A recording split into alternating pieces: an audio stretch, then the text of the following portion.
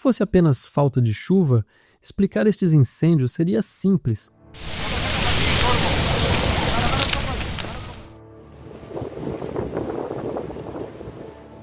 Bastaria dizer, choveu pouco, o calor fez o resto, fim da história. Mas os dados de 2026 mostram um quadro bem mais complexo. Alto perigo climático de incêndio não significa o mesmo resultado em todo lugar. Alguns incêndios ficam contidos, outros se espalham com uma velocidade extraordinária. Isso não é impressão. É o que aparece quando cientistas cruzam os próprios mapas de risco com o que está realmente acontecendo no terreno.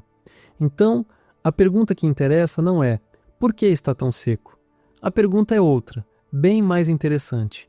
O que está realmente alimentando esse fogo? Antes de entrar na ciência, vale entender o tamanho do que está acontecendo em 2026. Até 29 de julho, mais de 434 mil hectares já haviam queimado na União Europeia. Isso é mais de 2 vezes e meia a média de 20 anos para esse ponto da temporada, e já ultrapassa as áreas registradas até a mesma data em 2025, o pior ano do registro do EFES. Na França, 2026 já é o ano com maior área queimada desde 2006. Na Espanha, o governo classificou a situação como extrema, com um grande incêndio na região de Castellón, que já destruiu mais de 9.300 hectares. Na Grécia, cerca de 60 focos surgiram em um único dia no início de agosto, um deles forçando um resgate por mar perto de Atenas. No início de agosto, os incêndios já haviam tirado a vida de mais de 20 pessoas na Europa neste ano, incluindo 2 pilotos de helicóptero que perderam a vida quando suas aeronaves colidiram no combate a um incêndio perto de Atenas. Numa temporada ainda ativa, esse número muda a cada dia. Os números mostram que isso é real e que é grande. Mas eles não explicam, sozinhos, por que está acontecendo desse jeito. Para entender isso, é preciso fazer a pergunta do jeito certo. Não é porque houve incêndios. Incêndios sempre existiram no Mediterrâneo, em todos os verões.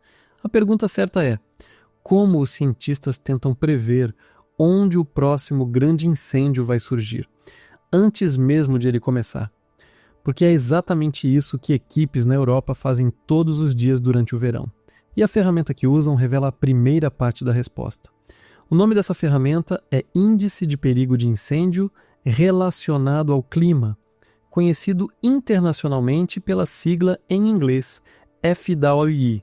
O FWI é um sistema construído a partir de temperatura, umidade, vento e chuva recente. Ele estima o quanto diferentes camadas de vegetação já secaram, quão facilmente um incêndio poderia se espalhar e quão intenso ele poderia ficar caso ocorra uma ignição. O EFES usa esse índice para prever onde as condições climáticas podem favorecer um comportamento perigoso do fogo. Imagens de satélite, então, ajudam analistas a detectar incêndios ativos e mapear a área já queimada.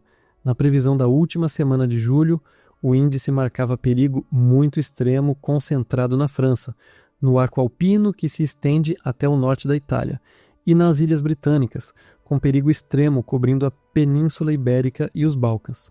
Isso é ciência de verdade, não é adivinhação. E explica muito, mas esse índice ainda não explica tudo. E é aqui que as coisas ficam estranhas. Aqui está o quebra-cabeça. Alto perigo climático de incêndio não garante o mesmo resultado em todo lugar. 2 regiões podem ter um índice de risco parecido e, mesmo assim, apresentar comportamentos de fogo muito diferentes. Por quê?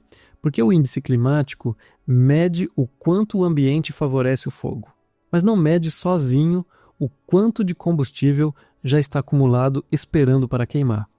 Os cientistas descrevem parte desse problema através de uma medida chamada umidade do combustível. A quantidade de água que ainda resta em folhas, agulhas, galhos e arbustos. Imagine caminhar por uma floresta coberta de agulhas de pinheiros secas, galhos caídos e arbustos que não sentem uma chuva de verdade há semanas. Cada passo range sob os pés.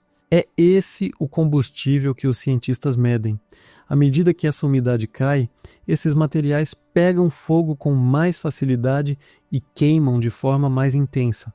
Uma faísca pequena pode se transformar em minutos em um incêndio que se espalha por conta própria.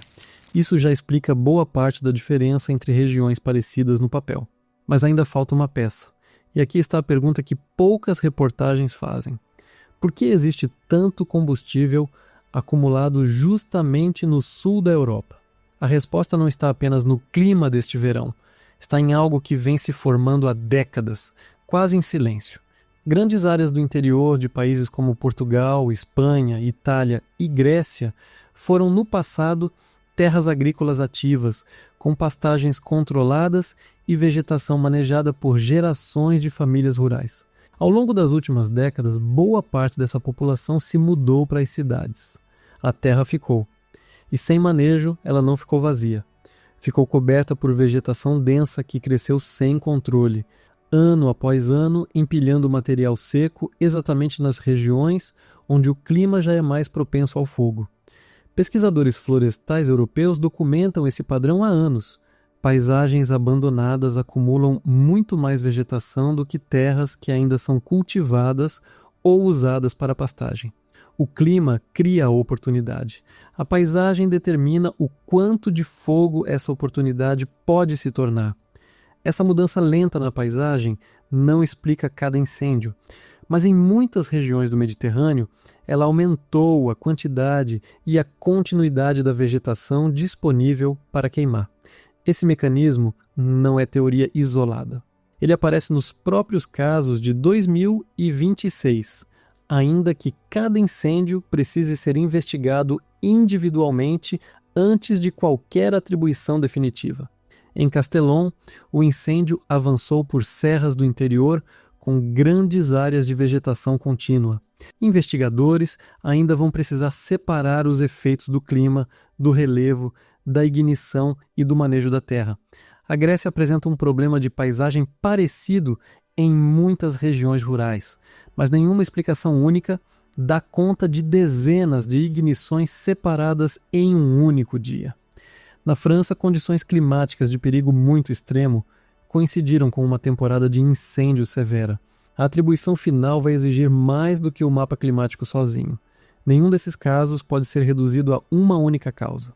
É exatamente esse o ponto.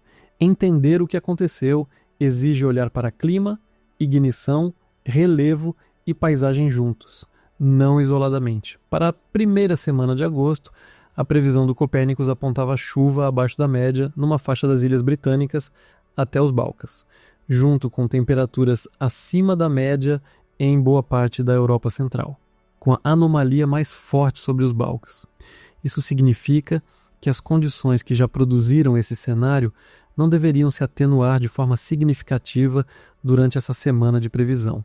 Cientistas estão monitorando 3 coisas ao mesmo tempo: a evolução do índice climático de risco semana a semana, a velocidade com que a umidade do combustível continua caindo em áreas já identificadas como críticas e o comportamento do fogo nas regiões onde a vegetação acumulada é maior.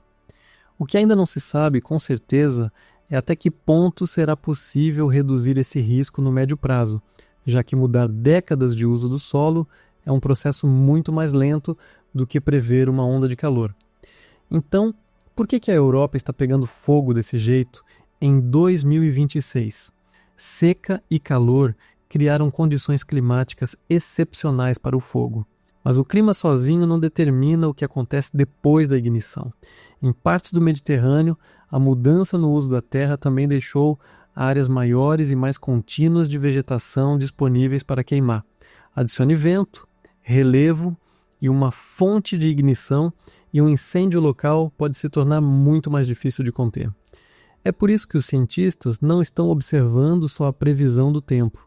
Eles estão observando a umidade dentro da vegetação, a continuidade do combustível e a forma como cada paisagem mudou. O clima pode melhorar quando a estação virar. O combustível já presente na Terra, não.